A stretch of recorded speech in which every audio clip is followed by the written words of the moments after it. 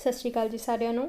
ਅੱਜ ਆਪਾਂ ਸਿੱਖਾਂਗੇ ਜਾਂ ਕਹਿ ਲਓ ਅੱਜ ਆਪਾਂ ਦੇਖਾਂਗੇ ਕਿ ਇੱਕ ਸ਼ਬਦ ਦੇ ਅੱਗੇ ਜੇ ਆਪਾਂ ਕੁਝ ਅਕਸ਼ਰ ਲਗਾ ਦਈਏ ਤਾਂ ਸ਼ਬਦ ਨਵੇਂ ਸ਼ਬਦ ਬਣ ਜਾਂਦੇ ਆ। ਯਾਨੀ ਕਿ ਇੱਕ ਸ਼ਬਦ ਤੋਂ ਆਪਾਂ ਕਈ ਸ਼ਬਦ ਬਣਾ ਸਕਦੇ ਹਾਂ ਸਿਰਫ ਉਹਨਾਂ ਦੇ ਅੱਗੇ ਕੁਝ ਅਕਸ਼ਰ ਲਗਾ ਕੇ। ਆਪਾਂ ਐਗਜ਼ਾਮਪਲ ਦੇ ਨਾਲ ਹੁਣ ਮੈਂ ਤੁਹਾਨੂੰ ਸਮਝਾਉਣੀ ਆ। ਜਿੱਦਾਂ ਕਿ ਆਸੇਰ ਆ, ਆਸੇਰ ਦਾ ਮਤਲਬ ਹੁੰਦਾ ਕਰਨਾ।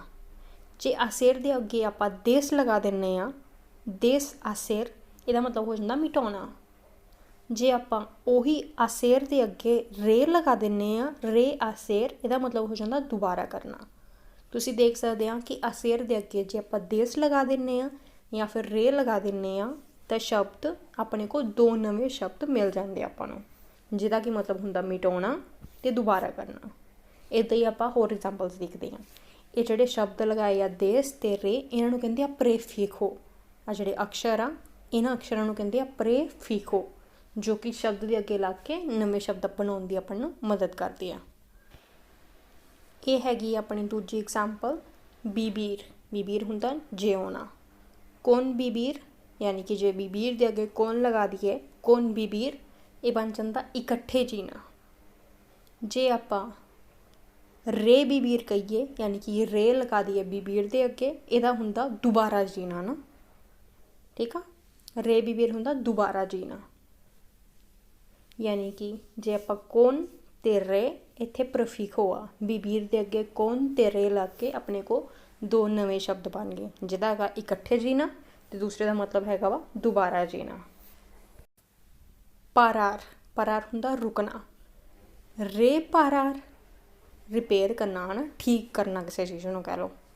ਡਿਸਪੇਰਾਰ, ਸ਼ੂਟ ਕਰਨਾ। ਯਾਨੀ ਕਿ ਹੁਣ ਇੱਥੇ ਆਪਾਂ ਦੇਖਿਆ ਕਿ ਜੇ ਤਾਂ ਆਪਾਂ ਸ਼ਬਦ ਦੇ ਅੱਗੇ ਰੇ ਲਗਾ ਦਿੰਦੇ ਹਾਂ ਜਾਂ ਦਿਸ ਲਗਾ ਦਿੰਦੇ ਹਾਂ, ਆਪਣੇ ਕੋਲ ਫਿਰ ਦੋ ਨਵੇਂ ਵਰਡ ਬਣਦੇ ਆ, ਦੋ ਨਵੇਂ ਸ਼ਬਦ ਬਣਦੇ ਆ, ਜਿਨ੍ਹਾਂ ਦਾ ਮਤਲਬ ਹੁੰਦਾ ਇੱਕ ਤਾਂ ਰਿਪੇਅਰ ਕਰਨਾ ਅਤੇ ਦੂਸਰੇ ਦਾ ਸ਼ੂਟ ਕਰਨਾ। ਇਹ ਸ਼ੂਟ ਆ ਗੋਲੀ ਵਾਲਾ ਸ਼ੂਟ ਜਿਹੜਾ ਹੁੰਦਾ ਨਾ, ਉਹ ਸ਼ੂਟ ਕਰਨਾ। ਬੋਲਵੇਰ, ਯਾਨੀ ਕਿ ਵਾਪਸ ਆਉਣਾ। ਜੇ ਆਪਾਂ ਬੋਲਵੇਰ ਦੇ ਅੱਗੇ ਦੇ ਲਗਾ ਦਿੰਦੇ ਹਾਂ, ਦੇ ਬੋਲਵੇਰ, ਇਹ ਆ ਪੈਸੇ ਵਾਪਸ ਕਰਨਾ ਜਾਂ ਕਿਸੇ ਚੀਜ਼ ਨੂੰ ਵਾਪਸ ਕਰਕੇ ਦੇਣਾ ਨਾ। ਰੇ ਬੋਲਵੇਰ ਆ ਸਟੀਰ, ਯਾਨੀ ਕਿ ਘੁਮਾਉਣਾ। ਇੱਕ ਹੋਰ ਤਰੀਕਾ ਵਾ ਹਿਲਾਉਣਾ। ਜਿੱਦਾਂ ਹੁਣ ਮੰਨ ਲਓ ਆਪਾਂ ਕੋਈ ਕੁਝ ਬਣਾ ਰਹੇ ਹਾਂ, ਹੈ ਨਾ, ਆਪਾਂ ਹਿਲਾਉਣ ਲੱਗ ਜਾਈਏ ਉਹਨੂੰ, ਤਾਂ ਆਪਾਂ ਰਿਵੋਲਵੇਰ ਕਹਾਂਗੇ। ਠੀਕ ਆ। ਪਾਰਤੀਰ, ਯਾਨੀ ਕਿ ਇੱਕ ਚੀਜ਼ ਨੂੰ ਹਿੱਸਿਆਂ ਵਿੱਚ ਵੰਡਣਾ, ਚਾਹੇ ਉਹ ਇੱਕ ਹਿੱਸਾ ਵਾ, ਚਾਹੇ ਦੋ ਆ, ਜਾਂ ਜਿੰਨੇ ਵੀ ਹਿੱਸੇ ਹੈਗੇ। ਪਾਰਤੀਰ ਯਾਨੀ ਕਿ ਹਿੱਸੇ ਕਰਨੇ ਨਾ ਇੱਕ ਹਿਸਾਬ 'ਤੇ, ਜਾਂ ਫਿਰ ਕਹਿ ਲਓ ਅੱਧ ਕਰ ਦੇਣਾ ਚੀਜ਼ ਦਾ ਕਿਸੇ ਦਾ। ਰੇ ਪਰਤੀਰ, ਯਾਨੀ ਕਿ ਪਰਤੀਰ ਦੇ ਅੱਗੇ ਰੇ ਲਗਾ ਦਈਏ ਤਾਂ ਉਹ ਸ਼ਬਦ ਬਣ ਜਾਂਦਾ ਵਾ ਨਵਾਂ ਸ਼ਬਦ ਰੇ ਪਰਤੀਰ, ਜਿਹਦਾ ਕਿ ਮਤਲਬ ਹੈਗਾ ਵਾ ਵੰਡਣਾ। ਇਸੇ ਵਰਡ ਤੋਂ ਆਇਆ ਵਾ ਰੇਪਾਰਤੀ ਦੌਰ। ਤੁਹਾਨੂੰ ਸਾਰਿਆਂ ਨੂੰ ਪਤਾ ਹੀ ਆ ਕਿ ਡਿਲੀਵਰੀ ਬੋਏ ਹੁੰਦੇ, ਗਲੋਬੂ ਵਾਲੇ ਆ ਜਿੱਦਾਂ, ਇਹਨਾਂ ਨੂੰ ਆਪਾਂ ਰੇਪਾਰਤੀ ਦੌਰ ਕਹਿੰਦੇ ਆ, ਯਾਨੀ ਕਿ ਡਿਲੀਵਰੀ ਬੋਏ ਜਾਂ ਫਿਰ ਡਿਲੀਵਰੀ ਗਰਲ, ਹੈ ਨਾ, ਰੇਪਾਰਤੀ ਦੌਰ ਆ। ਇੱਕ ਹੋਰ ਆ, ਜੇ ਆਪਾਂ ਕੁਮ ਪਰਤੀਰ ਕਹਿੰਦੇ ਆ, ਕੁਮ ਲਗਾ ਦਿੰਦੇ ਆ ਪਰਤੀਰ ਦੇ ਅੱਗੇ, ਉਹਦਾ ਮਤਲਬ ਆ ਸ਼ੇਅਰ ਕਰਨਾ, ਕਿਸੇ ਦੇ ਨਾਲ ਚੀਜ਼ ਵੰਡਣਾ। ਇਹ ਵੰਡਣਾ ਉਹ ਆ ਕਿ ਕਿਸੇ ਦੇ ਨਾਲ ਤੁਸੀਂ ਖੁਦ ਉਹ ਚੀਜ਼ ਸ਼ੇਅਰ ਕਰ ਰਹੇ ਆ ਨਾ। ਤੁਸੀਂ ਦੇਖ ਸਕਦੇ ਹੋ ਕਿ ਰੇ ਅਤੇ ਕੁਮ ਲਗਾ ਕੇ ਆਪਾਂ ਨਵੇਂ ਦੋ ਵਰਡ ਹੋਰ ਬਣਾ ਲਏ। ਉਮੀਦ ਹੈ ਕਿ ਤੁਹਾਨੂੰ ਵੀਡੀਓ ਪਸੰਦ ਆਈ ਹੋਊਗੀ। ਜੇ ਕੁਛ ਨਹੀਂ ਸਮਝ ਆਇਆ, ਮੇਨ ਤਾਂ ਮਕਸਦ ਇਹੀ ਆਪਣਾ ਕਿ ਸਮਝ ਆਵੇ। ਜੇ ਤੁਹਾਨੂੰ ਕੁਝ ਸਮਝ ਨਹੀਂ ਆਇਆ, ਪਲੀਜ਼ ਕਮੈਂਟ ਕਰੋ ਅਤੇ ਪੁੱਛੋ, ਕਿਉਂਕਿ ਮੇਰਾ ਮੇਨ ਮਕਸਦ ਤਾਂ ਇਹੀ ਹੈ ਕਿ ਤੁਹਾਨੂੰ ਸਮਝ ਆਵੇ, ਤੁਹਾਡੀ ਹੈਲਪ ਹੋਵੇ।